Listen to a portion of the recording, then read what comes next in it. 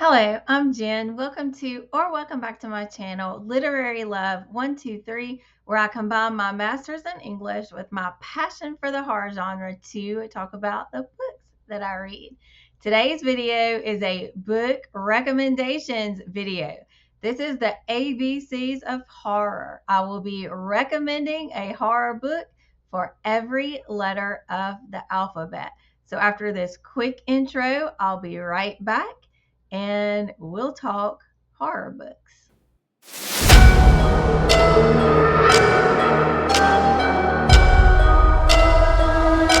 Because there are only 26 letters in the alphabet and we have a limited amount of time, I am going to go through each book rapidly. I'm just going to show the book and give you a few buzzwords so you can decide if that is a book that might work for you. I was tagged in the ABCs of Horror book tag by Kaylee at Happy Goat Horror. So I'm going to link Kaylee's channel and her ABCs of Horror books video down below in the description box. So without further ado, let's get this list going. A, Attack on Sasquatch Valley by Jason White. It's fun, it's gory, it's a short story collection, it's all about Bigfoot. Letter B, The Between by Tananarive Due.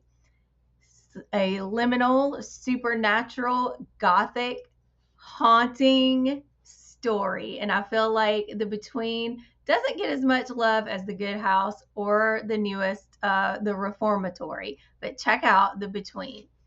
Letter C, The Castle of Otranto, the first Gothic novel ever, written by Horace Walpole. Horace Walpole also coined the term gloom. So I'm just going to link that below, or up there somewhere, the definition of gloom. And I feel like those of us who like horror and the Gothic genres will definitely understand gloom. But this story has a damsel in distress. It has a castle. It has a giant knight helmet falling down and crushing people.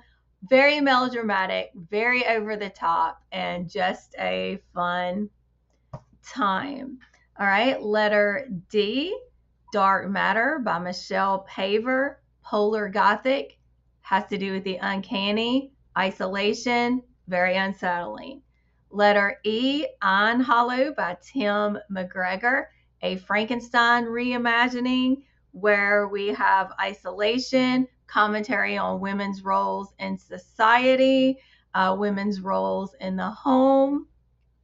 Letter F, I am sharing a nonfiction book, Feeding the Monster, Why Horror Has a Hold on Us by Anna Bogutskaya. If you are a horror fan, then I think you'll enjoy this book. It delves into what it is about horror that pulls us in. Letter G, Gothic Blue Book 6, a Krampus Carol. I don't see this one recommended enough for your winter holiday horror reading. This has short stories and poems, not only about Krampus. There are a lot about Krampus, but there are other dark folkloric stories in here that don't deal with Krampus. This is one of those rare anthologies where I liked every poem and story in the collection. Letter H, House of Hunger by Alexis Henderson. Sapphic, Gothic, vampire adjacent. It deals with questions of class distinctions and the lengths that one may go to in order to survive. And then we have letter I, Into the Drowning Deep by Mira Grant. Mermaid horror. Enough said. Then we have J for Jawbone by Monica Ojeda.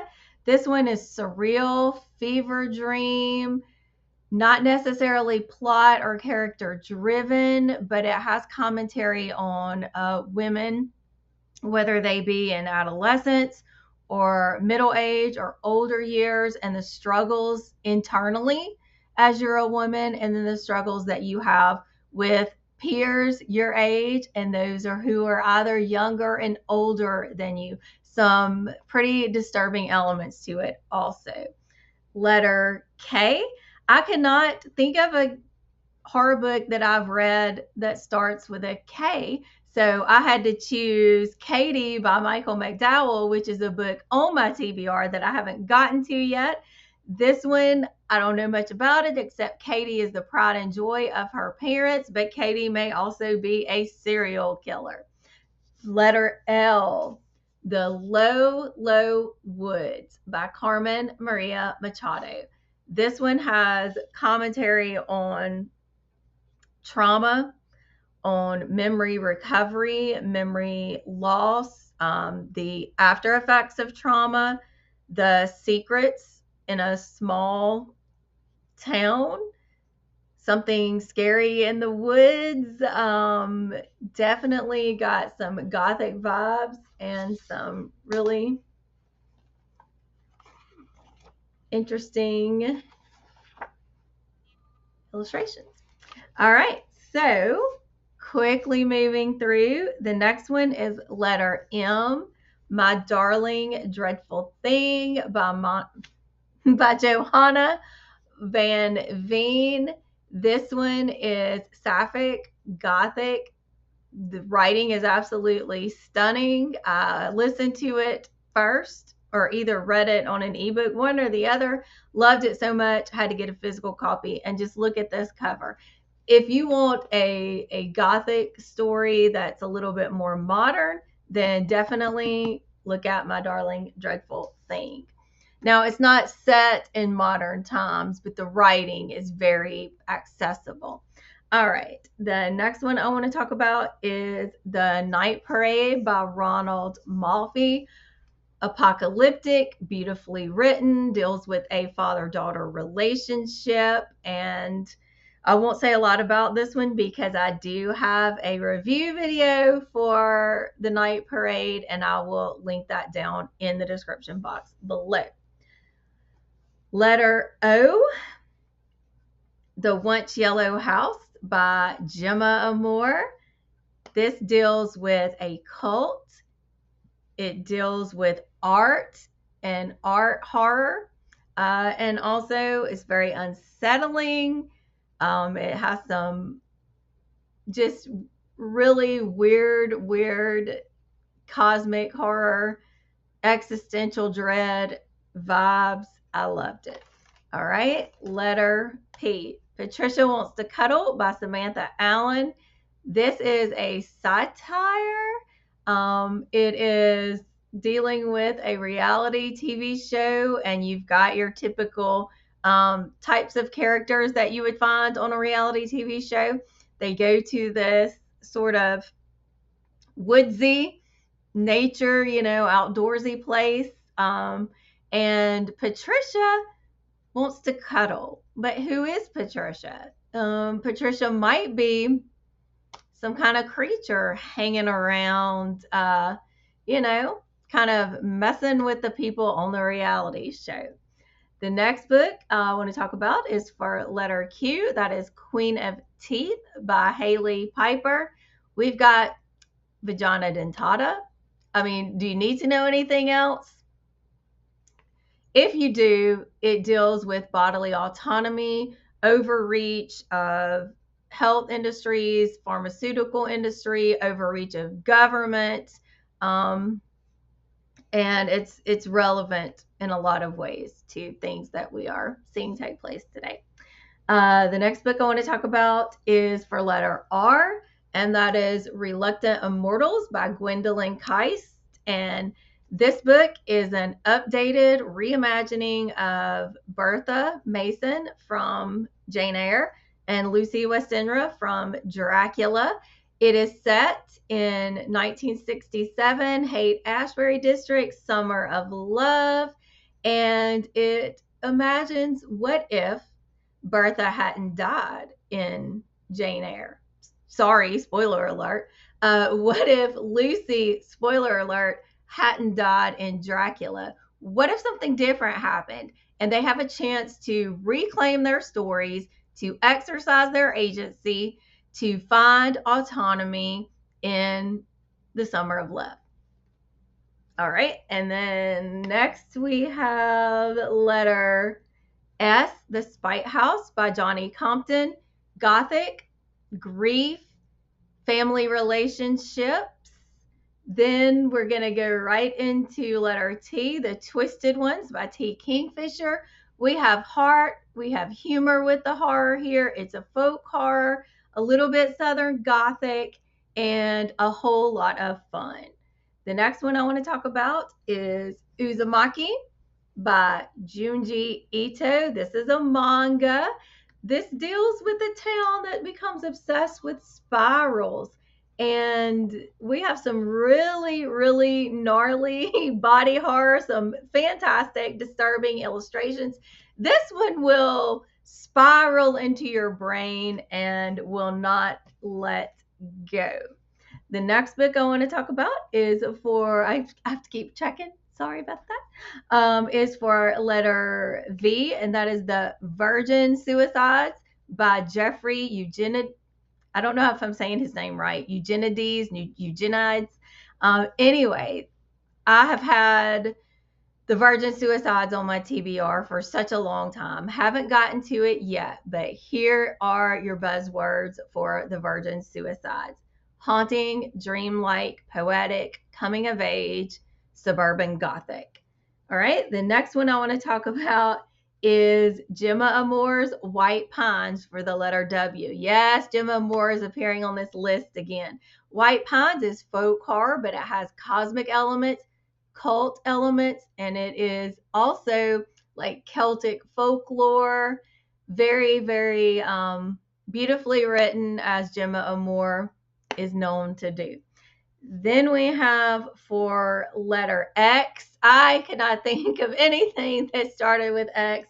So I sort of, maybe cheated a little bit because there is an X in excellent.